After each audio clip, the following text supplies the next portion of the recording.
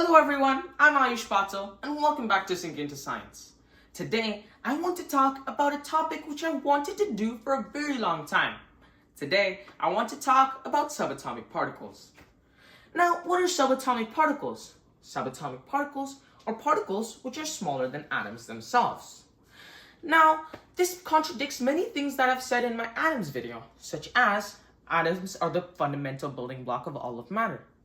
This is correct, for the record. However, atoms themselves are built by three particles which can't survive independently. They need each other to build atoms, and atoms in turn build the entire universe.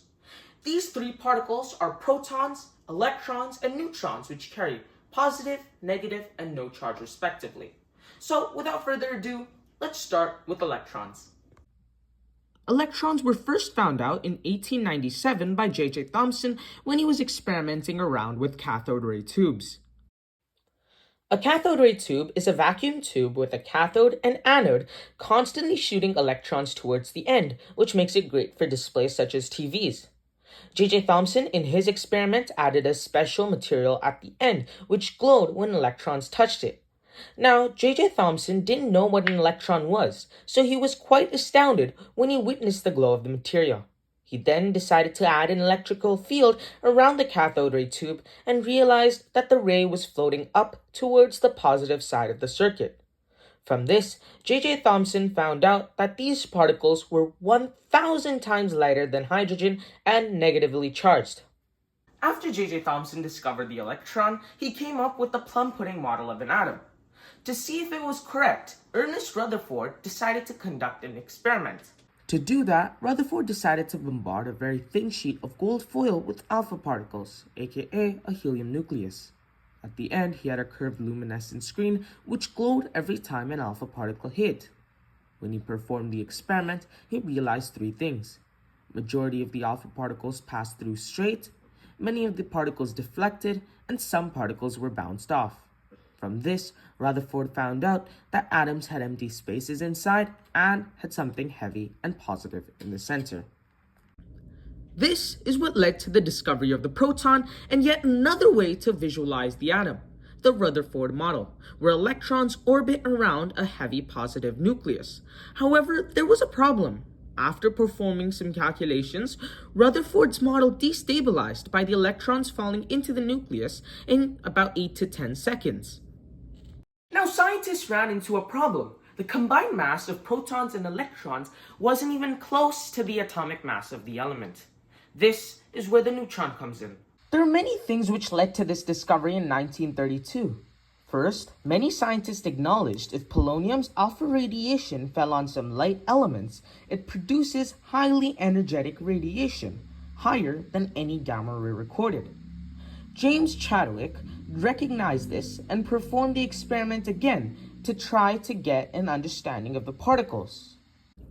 Chadwick, from this experiment, found out that neutrons have relatively the same mass as a proton and have no charge at all. With that, we found the three particles that make up the atom. Interestingly enough, the neutron is found in the nucleus of the atom along with the proton, with the electrons revolving around the nucleus. Pretty similar to the Rutherford model. It's actually quite satisfying to know how far we've come from ancient scientists and alchemists recognizing a single, indivisible particle which makes up everything in this world. After that, we figured out the electron and came to the plum pudding model, a positive energy sphere with electrons dotting the inside. Then, a very famous experiment helped us recognize that electrons rotate around a heavy positive nucleus. The lack of stability of the said model and yet another discovery of a subatomic particle led to the Bohr-Rutherford model, which has the same exact ideas as the Rutherford model but fixed the key issues and made electrons orbit in fixed energy shells. This model is widely recognized, used, and taught to this day. However, you can't really predict where electrons are because of Werner Heisenberg's uncertainty principle, one of the most important formulas in quantum physics. It highlights how it's impossible to know the speed and exact location of a moving particle. That means that the revolving electron's position can't be determined, which in turn means that fixed energy shells can't exist. This leads to the electron cloud model, where electrons randomly orbit the atom depending on the energy it has. This is why the atom looks more of a nucleus with an electron cloud around instead of a planet with multiple rings. Now, by no means this is the end of subatomic particles. In fact, protons and neutrons are actually made up of even smaller particles called quarks, which come in a variety of different types, such as up quarks, down quarks, strange quarks, charm quarks, top quarks, bottom quarks. All these subatomic particles are very diverse, and I may talk about them in a future video. With that being said, I'll see you in the next one. This is me, Ayush Patel from Sink Into Science, signing off.